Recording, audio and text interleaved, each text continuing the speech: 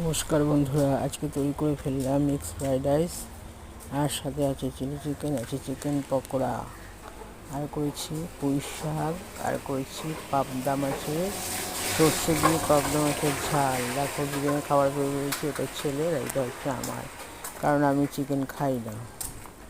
আমার পুঁই শাক মাছের মাথা দিয়ে হয়েছে, পুঁই শাক মাছের মাথা কাটা, তেল সব কিছু দিয়ে পুঁই শাক, তার মধ্যে অনেক রকম সবজি দিয়েছি, আলু, বেগুন, কুমড়ো। আর মিক্স ফ্রাইড রাইসে দিয়েছি চিকেন, দিয়েছি এগ, দিয়েছি চিংড়ি, দিয়েছি পেঁয়াজ, কাঁচা লঙ্কা, আর সাথে আছে চিলি চিকেন। তো দুজনেরই খাবার বেড়ে ফেললাম, এখন খাবো। তো বন্ধুরা, তোমরা নিশ্চয়ই সবাই ভালো আছো, আমিও ভালো আছি। আর পাবদা মাছের সর্ষে দিয়ে করেছি, সর্ষে, টমেটো, পেঁয়াজ, কাঁচা লঙ্কা দিয়েছি। এটা হচ্ছে চিকেন পকোড়া। আর রাইসগুলো দেখো কত বড় বড় ইন্ডিয়া গেট রাইস আছে।